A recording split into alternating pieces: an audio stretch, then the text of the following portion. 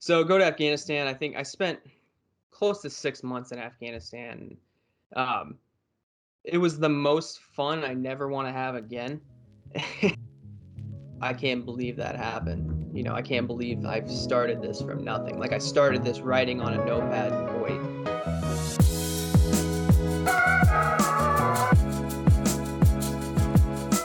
What's going on, guys? I'm Eric. I'm Andrew. And this is I Got a Guy.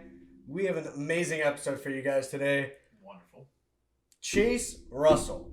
This guy came out of nowhere. We thought we were young doing some pretty impressive things. Not even close. This guy, to be honest, when he messaged me, we'll get into this when we jump into the podcast. He's like, "Hey man, I like what you're doing." This is the voice I gave him, by the way. "Hey man, I really like what you're doing." And I'm like, "You're not real. You're not real." And he is. He's real. And we're heading down to Florida. We're gonna post this a little bit afterwards, but we're heading down to Florida for a weekend getaway to go meet him. That's how crazy I think our relationship has moved so quickly. Like I feel like we're dating. Like don't tell Sarah. You know what I mean? Very fast. Things Don't are tell getting Sarah. very real. It's serious. It's so. This is going to be a good one. I think we're going to do a multi-part series with this guy. He's an entrepreneur. He owns businesses. He invests in businesses. He's a father. He's an ex-military guy. He understands the stock market. He understands investments. There is so much depth to him. It doesn't make sense to cover it in a 45-minute podcast. No, this guy gets it. He knows his stuff, and he understands what needs to get done to get the job done. And I think that's where we react. That's where we, connect. And truthfully, guys, he's our guy. You got to know him. Without further ado, Eric, bring him in. What's up, Chase? Thank you so much for being here, man. How are you? Good. I'm doing fantastic tonight. Hey, it's a pleasure to get on here and get to talk with you guys. Hell yeah, man. I got to tell you guys, so Andrew and I, we just started this thing. I remember when Andrew and I started this thing, he was like, "Dude, this is it. We're going to be the biggest thing. People are going to find us." And I'm like, "Andrew, you're shooting for the stars, brother. It's just not, I don't think we're that important." And then, and I'll tell the story, man. I'd love to hear your perspective on this. Like you randomly reached out to me, I think on LinkedIn. And I was like, "Who's this guy?" He's got a pretty cool LinkedIn picture. I stalked the hell out of you real quick. And then I was like, you go, "Man, I love the idea of the podcast. This is great." And I'm like, first off, you're in Florida. How'd you hear about us? Like, can you just share that with me? Like, how'd you come across us and just, what'd you think and why'd you find I think it was so important? it was one of those I was like sitting in my office and I was like scrolling LinkedIn and somebody I connected with like forever ago had liked it, and I was like, I like podcasts. Let's listen to this for a minute. And then I just liked your guys's for lack of a better, I liked your guys's vibe. I was like, this is neat. This is something I can get behind. Like these are two young guys that are just really trying to like get after it in the world. And I was like, that's exactly what I'm all about. And so I was like, I'm gonna message him real quick. Maybe he'll message back, maybe not. And then all of this happened, and here's where we are. And now we are just fast friends. Andrew and I are trying to take a trip down to Florida to see you. This relationship moved kind of quickly, man. I got to tell you. Get serious. So let's do this, man. And we'll share with the viewers. I think, and I want to preface this. I think you'll be on here a few times. You have a lot to share. You're a very interesting guy. You're a millennial. I don't know if you guys. He's younger than we are. You're 26, man. We're 28. Most people look at Andrew and I and go, "I can't believe you guys are 28. Well, then I turn around to Chase and I go, "I can't believe you're 26, bro." So you live a very cool life, and I'm very intrigued with your work ethic, man. And you said it. I like your vibe too. Seriously. And I think what you bring to the table is just immense amount of value. You're a father, you're a husband, you're a business owner. You bring the full package. And I just want you to know that it means a lot that you want Andrew and I to be a part of, at some capacity, your circle. So thank you for that, man. And we look forward to any venture that comes from this and just being a part of each other's lives. So we look forward to it. Yeah, I couldn't agree more. I love, and we've talked about this before, like I love surrounding myself with people that are just getting after it in life, people that are willing to take that extra step and aren't being lazy and aren't being what the stereotypical millennial looks like. Everybody looks at millennials and thinks they're all lazy or they want handouts. And I don't subscribe to that narrative. And I'm just excited to be around people like you and Andrew that share that same value. Hell, we're over here nodding to each other. We're like, yep, So that's facts. so let's talk, man. So before all this business stuff, when we spoke the first time, you talked a lot about your military career. As much as you can get into. Why did you get into the military, and just how did all that work out? Can you share a little bit of that story? Yeah. So, I mean, I got I got married right after I got out of high school. I got married and I was having a kid, and I was in that phase of like, what do I do with my life? Everybody's been at that point in their life where they're like, what do I even do? What do I want to do? So I was like, let's join the military. So I went to the recruiter, I signed up, and of course he sold me a pipe dream of, you're going to be doing this. You'll never go to Afghanistan. That was my ex-wife's huge thing, was like, oh, you can't go to war, you can't do this. And I was like, oh, the recruiter said I'll never go. So I joined up the military, and I go. I work with the drones out in New Mexico, and I'm working with the MQ-9 Reapers. And I get there, and it's literally after basic and all that. I get there, and it's, here's some orders. You're going to Kandahar, Afghanistan. It was 3 months I was there. Like, I had just gotten there. I think I just turned 19. So I was like, all right, let's go to Afghanistan. Let's see what this is like. So go to Afghanistan. I think I spent close to 6 months in Afghanistan. Um, it was the most fun I never want to have again. And sure as hell, I come home, I get back to New Mexico, and I'm doing the same job, same people. And 6 months later, here's another set of orders. You're going to Kandahar, Afghanistan. And I was like, all right, let's go back. So it was like deja vu. I was back, and that just kept repeating over and over. Um, and I finally, at my 6 year mark, I had made staff sergeant, which is E5, and I was a decent rank enough to have a little bit of power and have some knowledge and portray that onto other people. And that's when I really started fostering this self motivation, this self leadership, and just really, I mean, you are who you surround yourself with, and if you're building up the people around you, then your life's going to be so much better. And that's where all this really started to come into play. Yeah, I think you kind of led into the next question, is that those skills and the tough scenarios that the military puts you in really shaped you to be this nonstop lethal kind of, have that mentality, say nothing's going to stop me. I've been through hell, and I'm going to, and really I can achieve anything at this point. I mean, talk about how that kind of maybe walked you in once you got out of the military in your professional and work, and even at home with your family. Like, how did that shape you there? He called you lethal. That's awesome. Lethal. I hope you That's don't talk to me that's like like that. Die Hard. My guy over here. No, so I mean, the military. I say this to a lot of people. A lot of people ask me, why did you join the military? Would you recommend it? My kid wants to join. I think it's an amazing thing. I mean, I think there's good and bad about it. I don't regret it at all.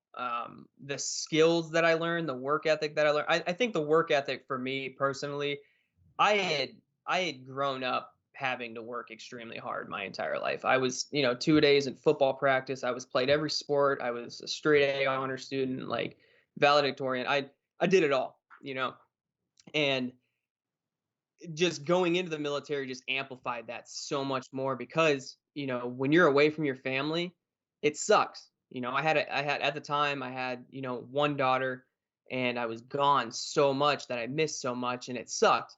But at some point you start to realize life kind of sucks sometimes, but it's your job and it's your sole responsibility to make whatever you want out of your life. If you want your life to suck, then you can sit there and dwell on it, or you can just pull yourself up and get going and make it whatever you want to do it. And I just kept taking on that mentality. And it probably wasn't until,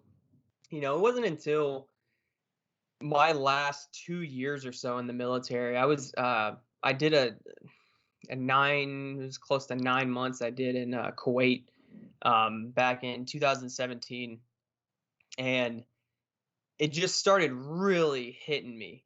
It started really hitting me with the sense that you need to start making something in your life. Like this wasn't what you were meant to do. I mean, yeah, the military is fun. It was a great time. It was, I met some of the best people I've ever known, some of the best mentors. And I was very fortunate in the sense that I had so many great leaders that really just picked me up and made me think and reevaluate me and who I am and my morals and my values and who I want to be as a leader long term. And that's an excellent in my profession now, being a CEO, you know, people think a CEO just manages the money or manages this or has these ideas. Like, no, a CEO is, I mean, you wear multiple hats when you're a CEO, but the majority of it is just you got to get people to believe in you. You got to get people to believe in the idea. You got to get people to believe and follow you.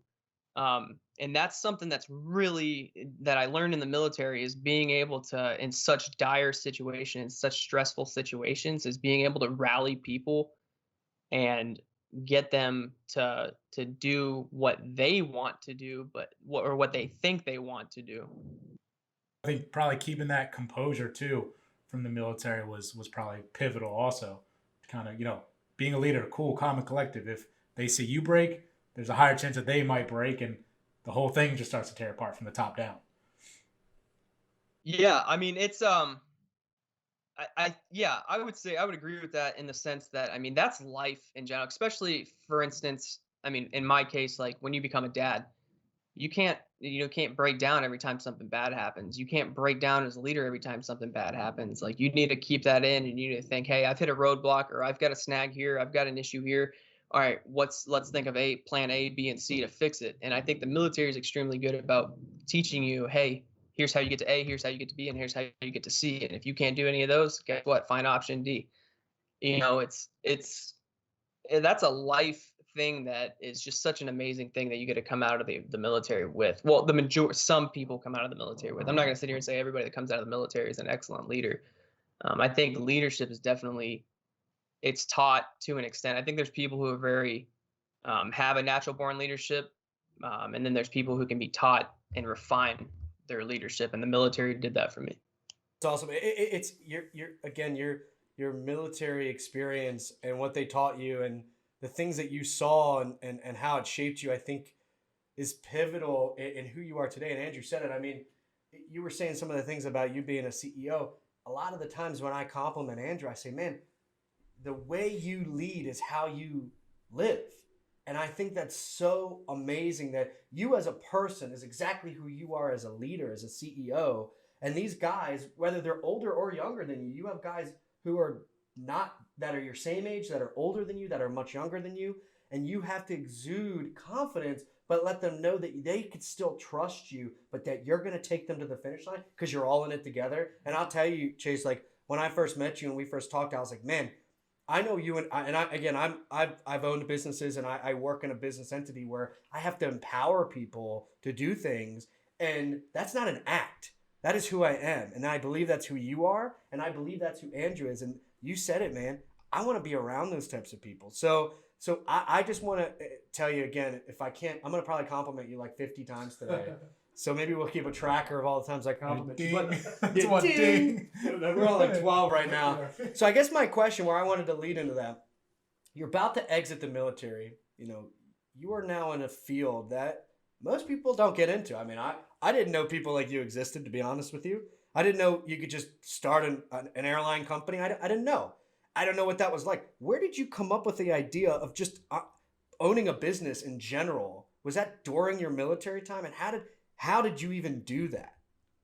I talked to my wife about this the other day actually, and she's so appalled by it too, even still. Um, the idea I've always known that I wanted to not necessarily be my own boss, but I knew I had leadership traits, and I knew that would not be fulfilled in a role that I didn't have the control or I didn't have the map that I couldn't design the map myself. If I went to work for somebody else, I mean that's nothing against that, but that wasn't the path I wanted to take. So I always knew I wanted to move into entrepreneurship. I always knew I wanted to build businesses. When I came up with the idea, I I didn't even know I could own an airline. That's what's crazy about it. It's like, how do you even start an airline? You just start researching it and researching it and researching it, talking to people. And the more people you meet and the more time and effort you put into something, the more realistic it becomes. I mean, there's a thing. It's like if you do something for 4 or 5, it's like 6 hours a day, every single day for like 2 years, you become a master of it. Imagine if you put 12 hours into that a day and you mastered it in a year. I mean, anything is possible when you start researching it and thinking about it. um, but to answer your question, long story short, I was sitting in Kuwait, and like I said, I was having all these thoughts of, this isn't what I'm supposed to be doing. I mean, I enjoyed what I did in the military. I thought, it was amazing what I was doing, and I was very good at it. But that wasn't what I was supposed to be doing. So I started coming up with, okay, I love aviation, I love planes, I love business. How can I start mixing these two things together? And I started researching, okay, what's a niche market in the or niche market, whatever you want to call it, in the in the Up for aviation debate. industry. I've had so many debates about that. Sidebar, I had so many debates about that.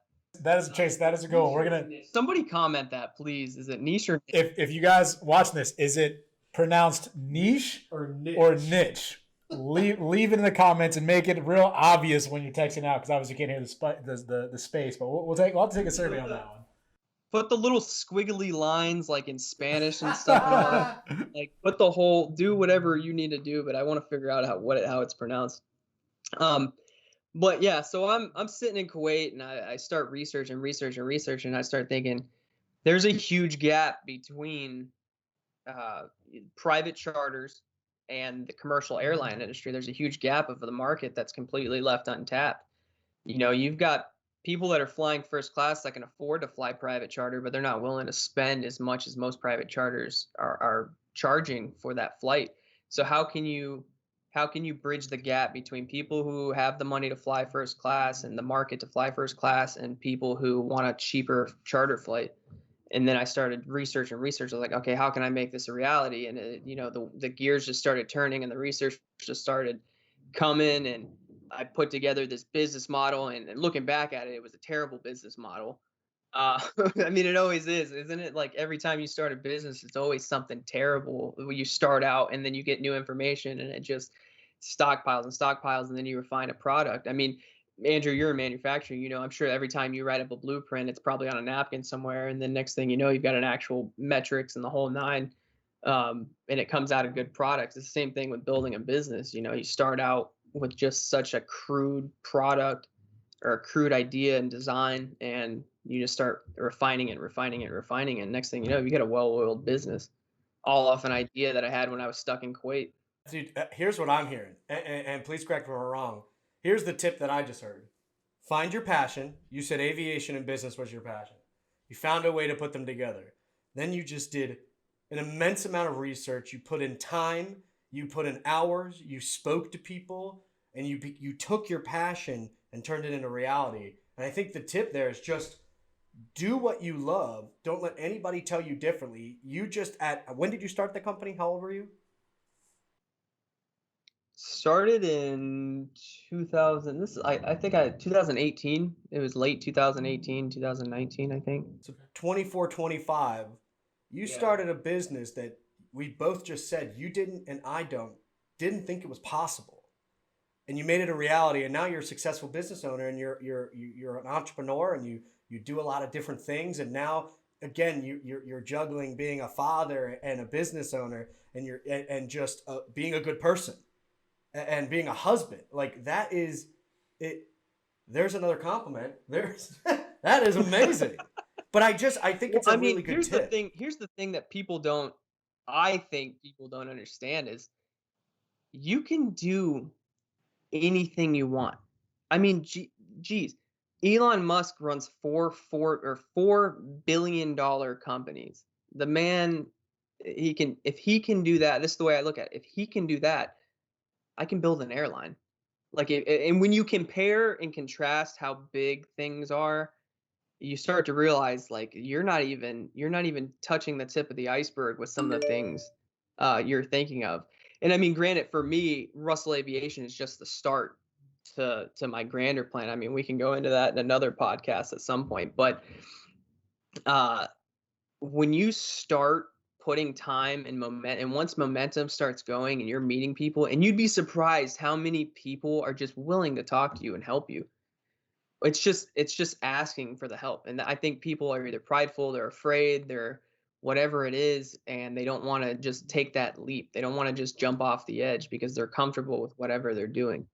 And it's once you get out of your comfort zone, that's when you just see things grow. And you'll look back in a year or so and be like, wow, I can't believe that happened. I can't believe I've started this from nothing. Like I started this writing on a notepad in Kuwait. So Chase, that's a great leeway because I will say that's touched me very well. I'm at a point right now where I remember day one, early stages where I had a machine. It was me from 9 to 5, and my one of my first employees, or one of my first our co-founder, he was coming in when he was getting off work at 5 or 6. The amount of days that, for starters, I already jumped ship. I left my full-time job, so I wasn't getting any paid. It was now I'm full-time of my own salary. I was beyond afraid, beyond scared of, holy hell, what the did I just do? And as you begin to kind of, like you mentioned, that scale and take one day at a time and chop that tree one axe at a time, you then start realizing, hold on, I'm getting somewhere. People are liking this idea. Maybe I pivot. I can't tell you how many times I've kind of pivoted just based on what the market was kind of liking or disliking. And I guess how was that process for you when you started, building the company? What were the important things that really made a difference to scale, and what you saw were pivotal of people? What was that market kind of going through, right? Because you're not asking college kids, hey, you want to come fly my private plane? No, you have to ask the right people. So how did that process work for you in the aviation industry? I don't think, I mean, I think you've always got to adapt. I mean, everything in business is adapting. I mean, you can look at McDonald's. McDonald's probably one of the most, sought after franchises, and it's McDonald's ain't going away anytime soon. And they've constantly, every few years, they're adapting. And you can look at the companies that don't adapt. They're the ones that go under. The blockbusters, when they couldn't adapt to Netflix and the online streaming and stuff, they went under. But I mean, to answer your question, for me personally, every day it's looking yourself. I think it's more of a self-reflection thing for me, because you look at yourself and you think, man, I want to do it this way. um I need to see what the market's doing, and you need to be very humble. You need to humble yourself to the point where it's okay, I've got to make changes. I don't want to make these changes, but this is the way it needs to go for the betterment of the company. um I enjoy the changes, though. I enjoy change in life in general, though. I don't want to sit stagnant, because the second you start getting stagnant, you just go under. And that's a business tip. That's a life tip. You need to keep moving. You need to keep learning every single Every day, day. every day.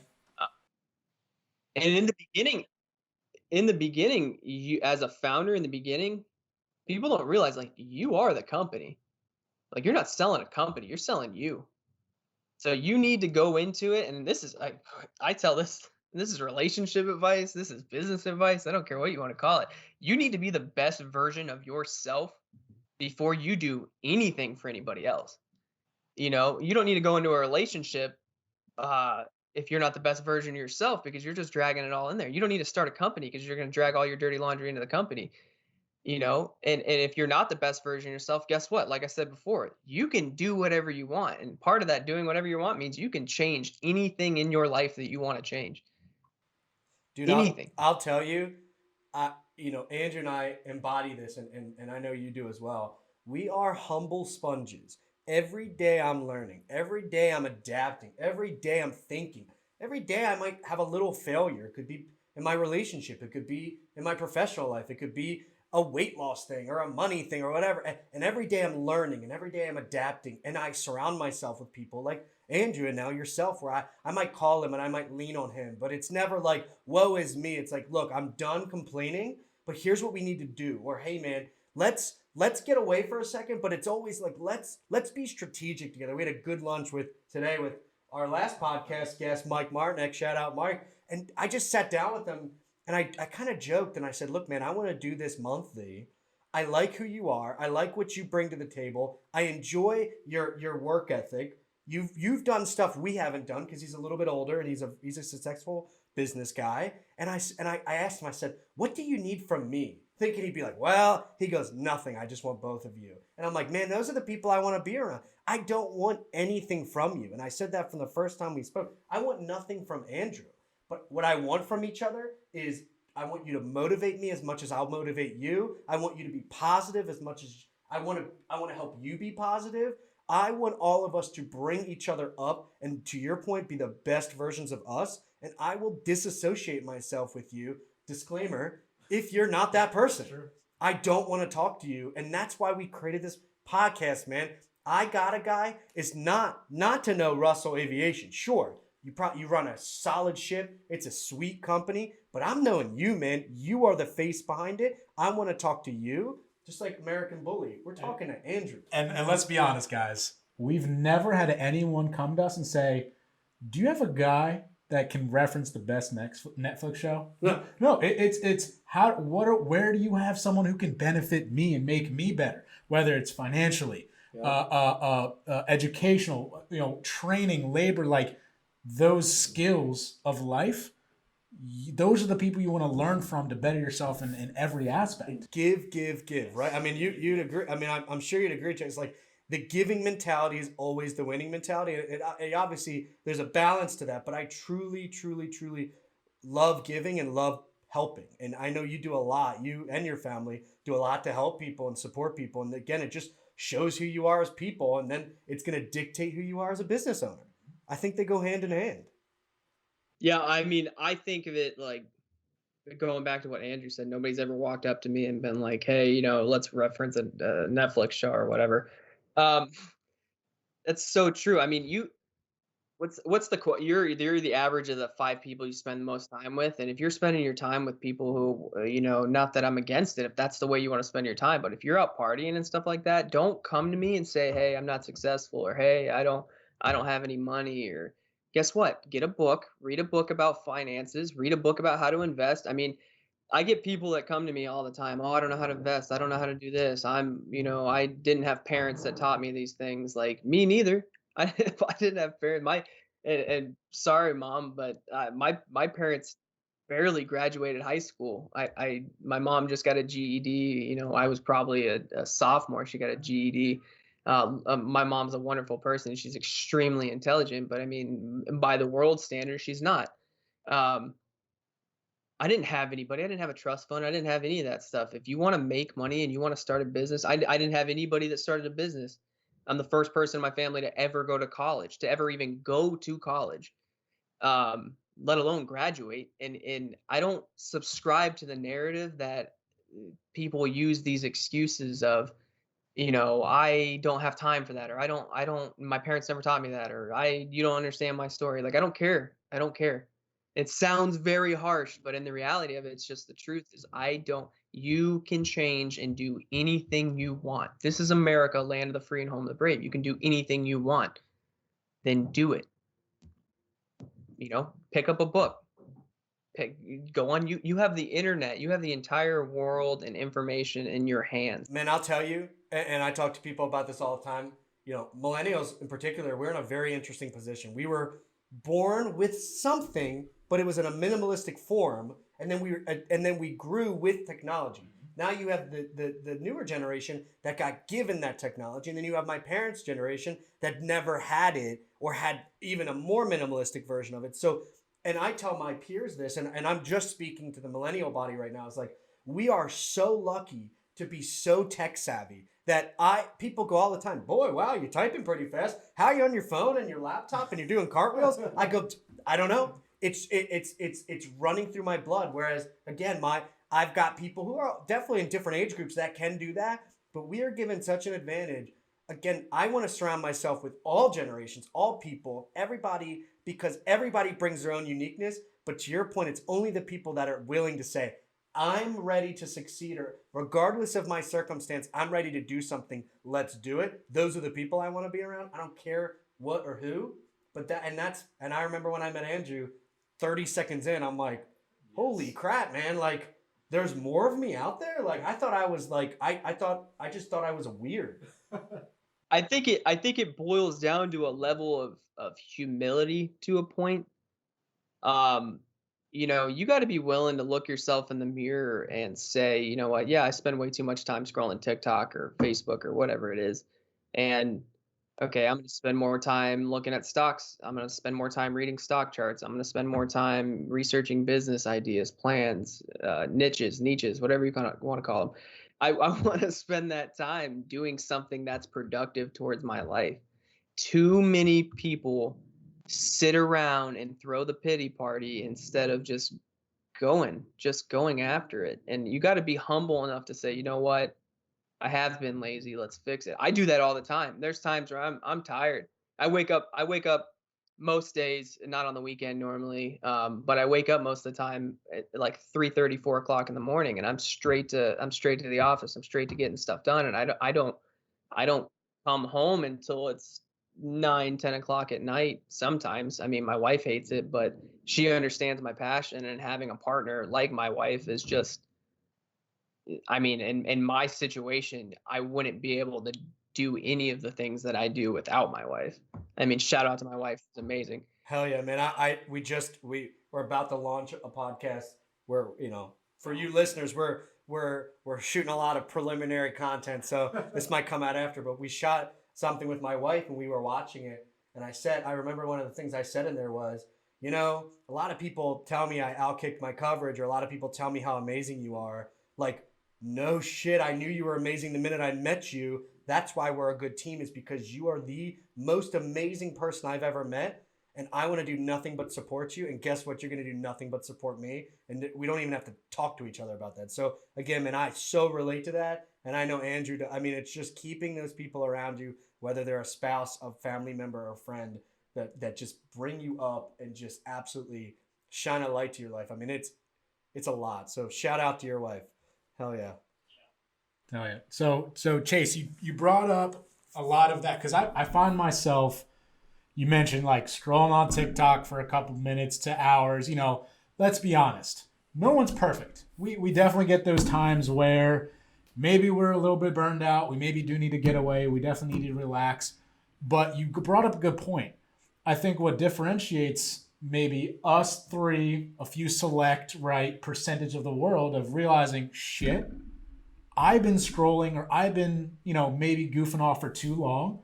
Let me switch back over. Let me check some stocks. Let me read up about some financial literacy. Let me figure out when's the right time to hire. These things that you then realize, okay, I need to better my life. And instead of mindlessly, endlessly scrolling, I'm going to make the best of it.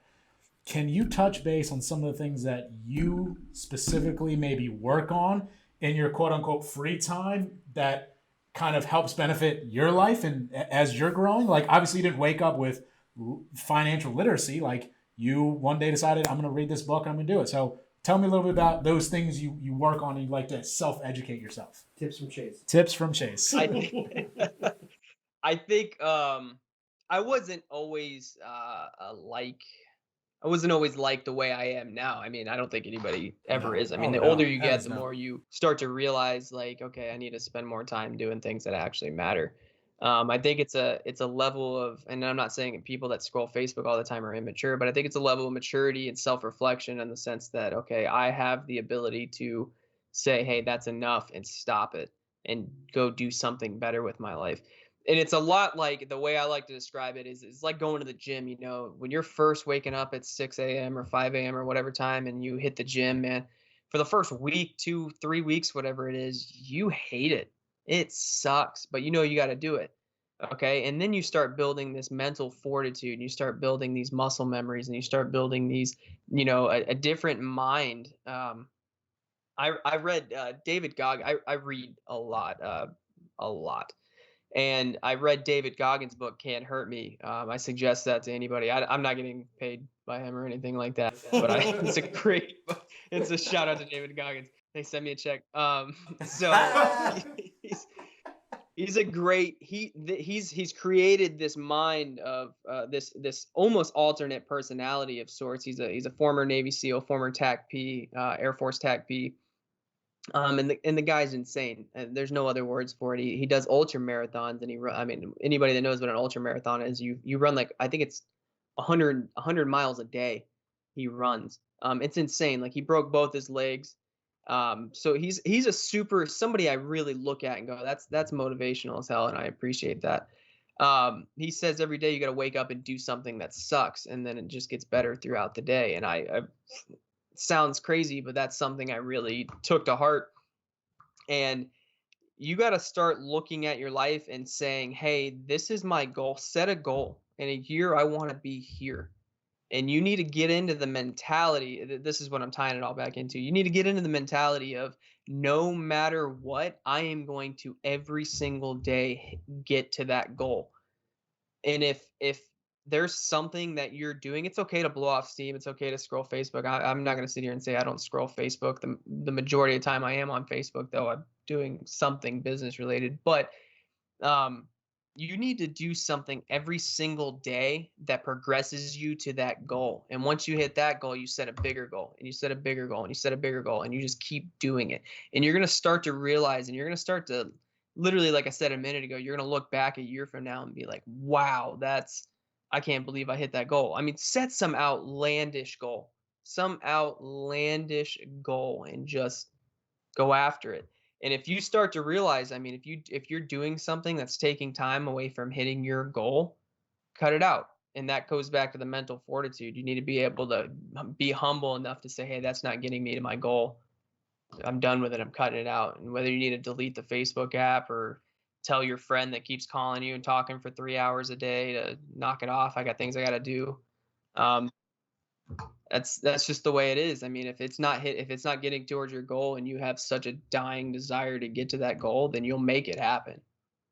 So I got to tell you, and goals to me are extremely important. I set professional goals. I set personal goals. I set weight loss goals. I set financial goals. I set outlandish goals. I set obtainable goals. I write them down. I truly believe in manifestation. You know, you obviously have to do it, but you got to believe you could do it. And every day I'll remind myself, I'm like, all right, man, you've got this. You're going to make a lot of money here. You're going to do it the right way, and you're going to achieve that goal. Cross that off your list, make a bigger goal. So tell me about your goals. Tell me about, it could be a goal within the next 6 months, 12 months, 5 years, 10 years. Can you share some of your goals are that you can share with us? Yeah. So I mean, for me, I set at the beginning of the year. Me and my wife, almost every year, we sit down and we write a list of goals individually. We write a list of goals as a couple. Um, some of me, I mean, mine personally, like I said before, I enjoy reading, so I want to read 56 books by the end of the year. I'm at 22 right now. What is it, February? I'm at 22 right now, so I think I'll hit that goal pretty quick. Um, there's a lot of goals, like small goals. The way I set it up, I'll explain it this way. The way I set it up, I want to set 3 small goals a week. And once you start hitting the small goals, then you get this momentum, and it's all about building the momentum. It's all about getting started. Once you get started, once you wake up at 5 and hit the gym, once you go for that run first thing in the morning, once you start putting work into putting a business plan together, once it gets started, it's a lot harder to stop. And that's the thing with goals, is once you get started on it, once you accomplish the first one, and then the second small one, and the third small one, and all those little goals build up to the bigger goal, it's hard to stop. It becomes addicting at a point. I mean, it becomes such a winning mentality that it's like I said, it's hard to stop, and I love it. I love hitting goals. Dude, me too. And I actually, I have a question for Andrew. And interestingly enough, like when you started American Bully, like how did you set that goal? Like what did the goal process look like for you, to kind of relate it back to what Chase is saying? Was it the same, or Was it completely different? It's definitely similar. I mean, I think the mentality is you have to approach it the same way. I think having the small goals, and I love this analogy, and this is probably what I live my entire life by. You cannot cut a tree down in one swing. I don't care if you're Superman. I don't care if you have the equipment to do it. You cannot cut a tree down in one swing. And then it's a question I ask everyone. And again, it could be silly interview questions. It could be, I ask the same thing. How do you cut a tree down, Eric? How do you cut a tree down? And the simple answer I have is superpowers. yeah, you wish. And the simple answer is one chop at a time. Yep. I don't care if you're writing a novel. I don't care if you're trying to be a doctor. I don't care if you're trying to build a business. I don't care if you're losing weight. I don't care if you're trying to diet. It's one chop at a time. And I think that's been the goal that I had is, I constantly fight is I have to then determine what those small chops are to make sure that I'm not trying to power through that tree, because then I burn out and I get fatigued. So one chop at a time gets the job done every time. I love that. Every time.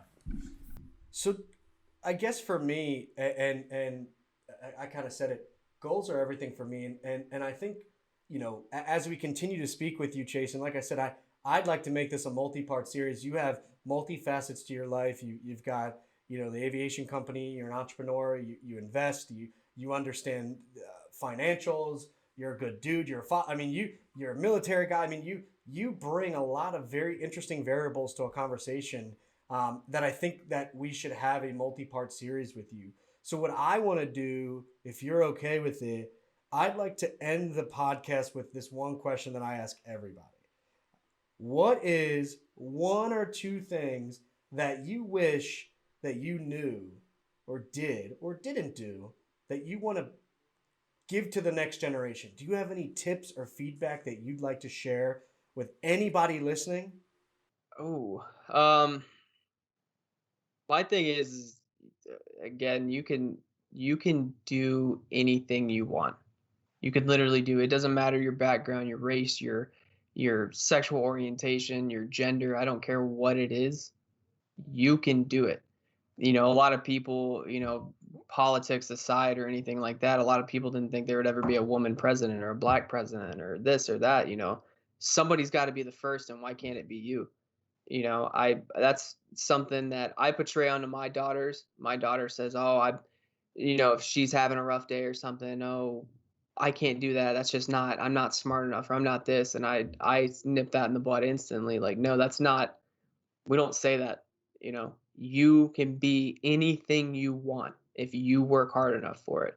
And two, the next thing that I would say is always learn something. I don't care if you're speaking to somebody and it's something that might not have anything to do with anything that you have enjoyment in, or that for instance, Eric, you do the golf stuff. Like, I know nothing about golf. I'm not a golfer. Surprisingly, I worked on a golf course, when I was in high school. I've played one round of golf my entire life. I own a set of golf clubs, and that's about the extent I go. But if you started talking to me about golf, I'm going to sit there and listen, because who knows? I might need that one day. You can the brain's, what is it? The brain only uses, like, I think it's a 1.6% of the brain is actually in use. That means you've got 99 or 98.4% still left to use. You can fill that with some information that you might not think is useful. There's been a lot of things that I learned that I'm like, oh, that'll never be useful. And then 2-3 years down the road, I'm talking to a client or I'm talking to an investor, and he brings it up, and I'm like, bing, remember that. Boom. I love that. Always learn something, man. The theme of you today is never give up, never say no. I do not believe in the word no. Well, legally, I certainly do legally, but in the professional career, it's I'm in sales, man. I'm a business owner. It's like I want to make sure that I am always going to the next thing, achieving the next goal, and being the best version of me, and making sure everybody around me is that version. So, Chase, man, I cannot tell you how much we appreciate this. You are a rock star. This was an amazing podcast. To the viewers out there, we're going to attach all of Chase's information in the bio. We're going to link you to some stuff. We have a couple giveaways coming up. We are super, super excited about what's to come. This is one of many that we're going to host with Chase. And like I said, this will be coming out after the fact, but we're going to go hang out in Florida and talk business. And, you know, that's how important he is to Andrew and I, is that we jumped on coming down to see you because we truly believe you have the it factor, and we want to be around that. So thank you, man. We so appreciated your time. I know you need to get back to your family because we have taken too much of your time right now. Please tell your wife and your daughter, just your whole family, that we said hello and that we wish you guys the best. And thank you, man, for everything. Absolutely. Hey, thank you guys so much for having me on the podcast. I'm so excited about your guys' future with this. And well, I can't, like I said, he's going to come after the fact, but we're going to have fun down here in Florida. I'm looking forward to it. Appreciate it, Chase. And guys, thanks again for watching. And we're excited to bring you guys the next stuff. So take care, and we'll see you guys next time. Peace out. See you. Good stuff. Awesome.